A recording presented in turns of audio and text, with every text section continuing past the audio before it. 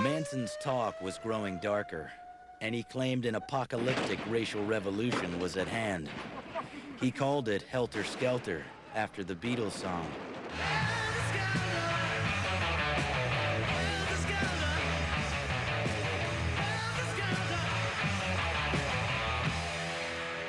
He said the race riots and black militancy of the 60s were just the beginning. According to Manson, Helter Skelter would clear the way for the family to run the country. But as the summer of 1969 wore on, Manson became convinced they would have to ignite it themselves. We started to have a lot more guns at the ranch and knives, and people were on lookouts. We were pretty much all running on definite fear. The first Manson family murder took place in late July 1969. The victim was a musician named Gary Hinman.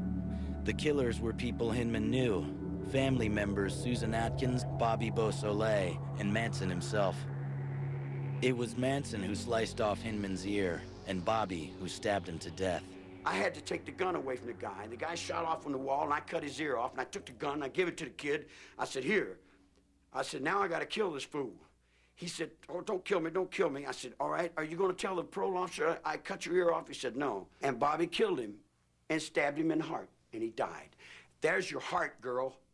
There's your heart, Frenchie. There's your wine, Beausoleil. Susan Atkins left a gruesome signature. On the walls of Hinman's home, she scrawled the words, political piggy, in his blood. When he was found, no one knew the murder of this anonymous hippie was just a dress rehearsal for what would come 10 days later. August 8th, 1969 began like any other day at Spahn Ranch outside Los Angeles. By now, Charles Manson and his family were looking less like a hippie commune and more like a bloodthirsty cult.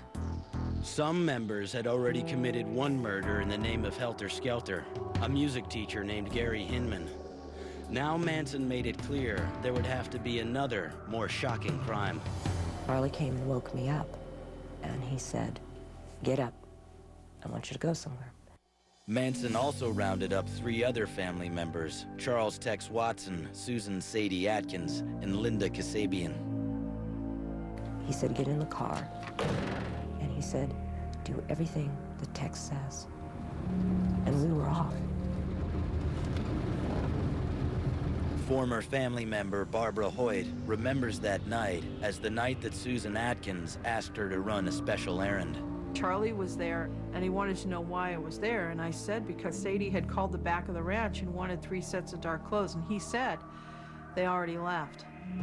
Charlie didn't explain where they went, but Barbara heard it from a ranch hand.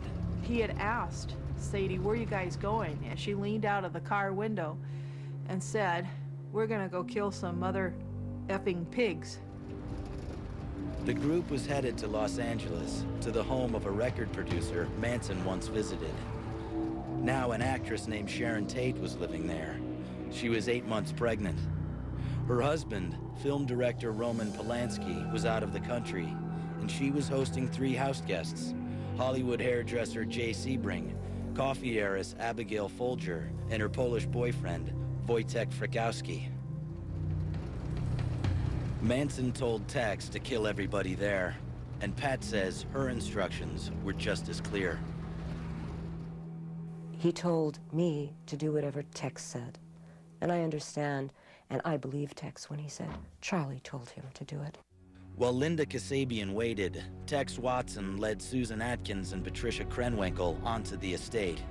Leaping over the wall, Tex surprised 18-year-old Stephen Parent, a friend of the groundskeeper who was just about to leave. Before he could, Tex reached into his car and shot him 4 times, point blank. Inside, Tex and the women herded everybody into the living room. Jay Sebring was the next to die. When he tried to protect Sharon, Tex shot and stabbed him. Frykowski was killed trying to escape, stabbed, bludgeoned, and shot by Tex. Abigail Folger also tried to flee, in vain. At that point in time, I left and followed her. I ran after her with an upraised knife, and we went out through a back door out onto the lawn. And I started stabbing her. I ran her down, and I began to stab her. I remember her saying, "I'm already dead."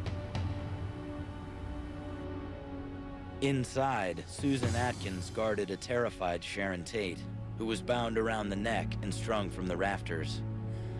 Atkins later told the story to Virginia Graham, a cellmate in jail. She said Sharon was crying and begging, "Please don't kill me, please don't kill me. I just want to have my baby. God, please don't kill me." And she says, and I looked her dead in the eye, and I said to her, "Bitch, I don't care about you or your baby, and you're going to die." And she said, and I killed her. By the time they were done, it was well after midnight, and 5 people were dead. They'd been stabbed more than 100 times. Why do you think he chose you for that night?